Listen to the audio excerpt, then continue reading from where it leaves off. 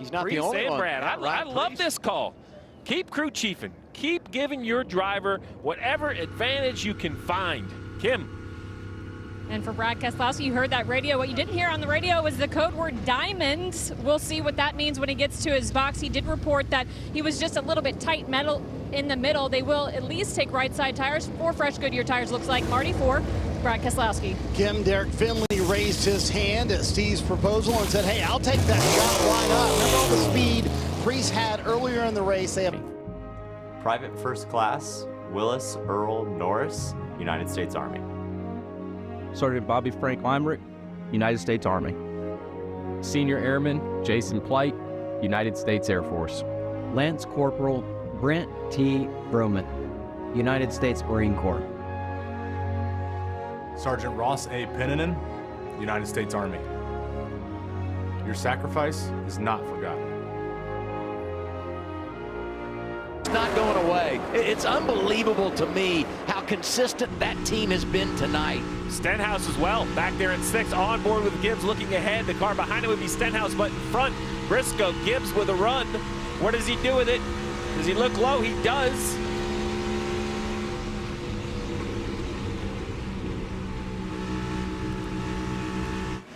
You know, there's a lot of balance to approach here because you know the rain's coming, but you also could be racing a lot longer if it misses us. You don't want to throw away something really good chasing a short-term gain.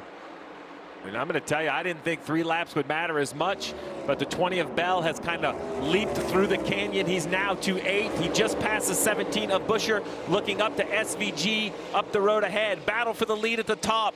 Bell slicing through traffic at the bottom. Denny's making great time across the bottom of the racetrack right there. The 45 of Reddick, not really able to take a lot of opportunity. Center of the corner, just a little bit of smoke. And the 20 did not get off that corner very well at all. And even with hitting the center of the, the wall in the center of the corner, SVG back to the bottom of the racetrack trying to get by.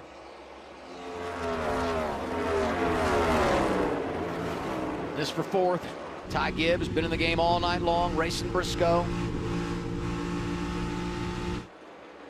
Man, that gets tight on corner exit. A little bit of lap traffic here is going to make things a little challenging, but present opportunities possibly for grab a spot. 66, Timmy Hill, several laps down. And Hamlin has got to be just thinking, how did I give this lead back to Reddick? I know they were going around Catherine Legg, but he kind of missed the bottom, as Dale pointed out, and Reddick is doing a marvelous job of maintaining about a half a second.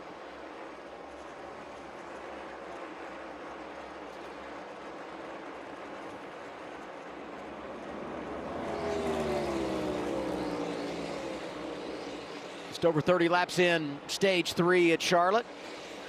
And as we run the Coca-Cola 600, we give you the Coca-Cola Racing family update. Denny Hamlin, best of the bunch. Logano, we talked about, into the top 10. Suarez not giving up despite the problems they've had. Wallace has been behind the 8 ball tonight. Austin Dillon has also faced some problems in this race.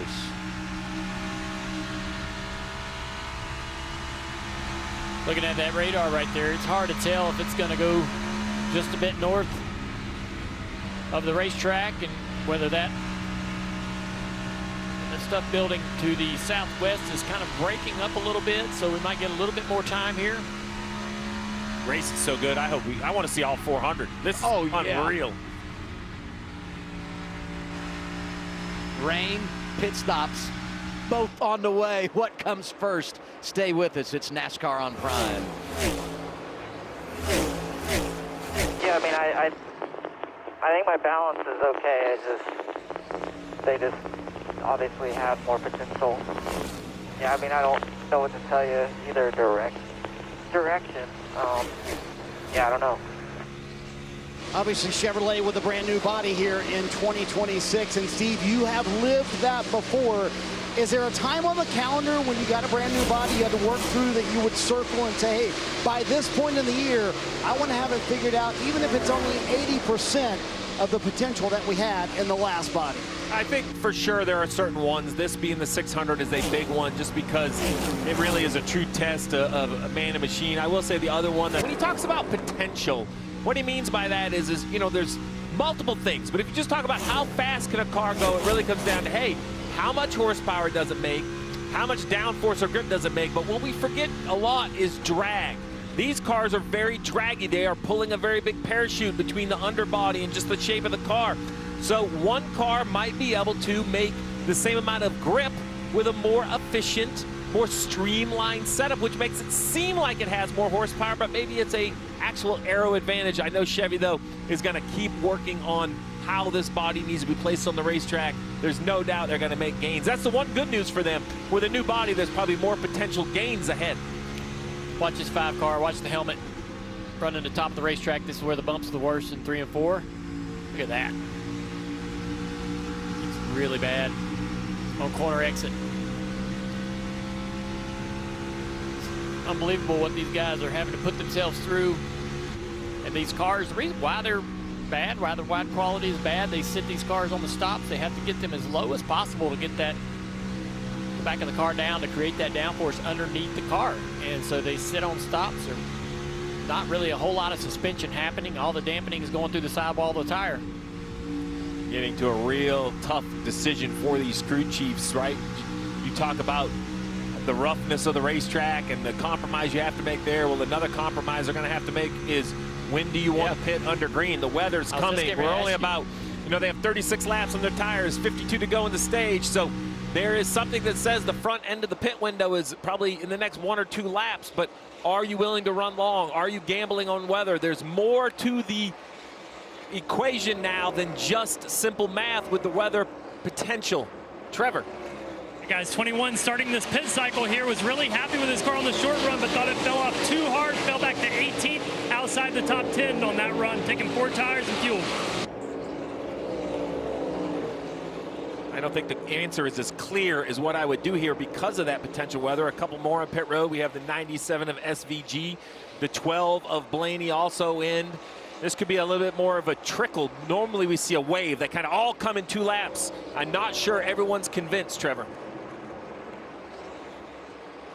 Ryan Blaney there was the best running Penske car for most of the race. His teammate Joey Logano had just gotten by him a couple laps before. Ryan Blaney really finding a loose balance there, trying to work on this number 12 car as he hits pit road. Now these cars will absolutely have a grip advantage, a second to a second and a half of fall off tonight here at Charlotte, so new tires will instantly pick up that speed. Chris Buescher has joined the group that have now come to pit road, kind of focusing on the lead lap cars. Others continue to pit. That's Buescher at the bottom of your screen. Leaders are coming to pit road here, the 45 and the 11.